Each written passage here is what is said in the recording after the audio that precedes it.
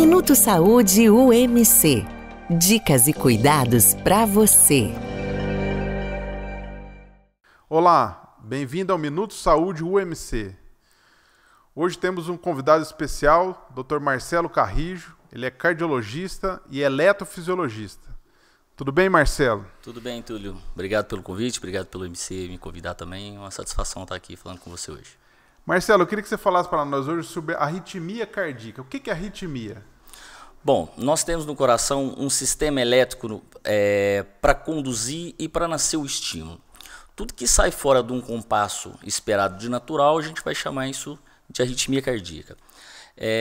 Podemos classificá-la de várias maneiras, mas basicamente nós temos arritmias que causam frequências cardíacas muito baixas, que geralmente trazem sintomas, e também arritmias que elevam muito a frequência cardíaca e que também precisam ser tratadas.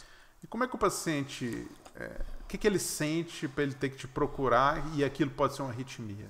Bom, as queixas podem ser muito variadas. Alguns pacientes podem ser assintomáticos, mas na grande maioria os pacientes vão sentir a queixa de palpitação, que é o fato de sentir o coração bater, ou como falha, ou como acelerado.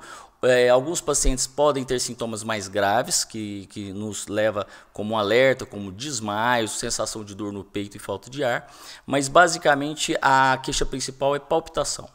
Então desmaio pode significar arritmia.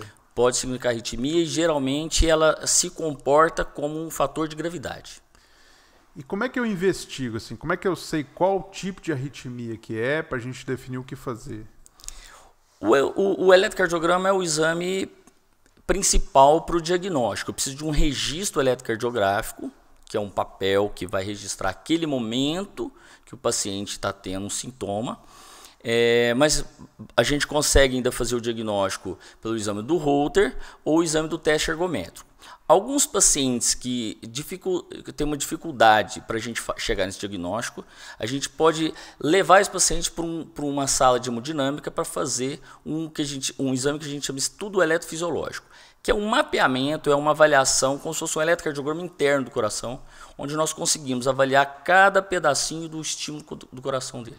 E esse estudo eletrofisiológico, ele parece um cateterismo? Como é que é o preparo do paciente? Como é que é lá no dia do paciente? Sim, a comparação que a gente faz, que é algo mais conhecido da população, é que a gente refere um pouco como um cateterismo.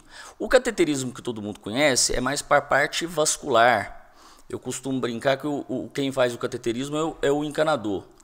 O eletrofisiologista, o arritmologista é o eletricista. A gente vai conseguir colocar catéteres dentro do coração, de maneira semelhante, com acesso venoso, geralmente na virilha, às vezes no pescoço, e a gente dispõe alguns catéteres em posições estratégicas dentro do coração para fazer essa análise do sistema elétrico inteiro do coração.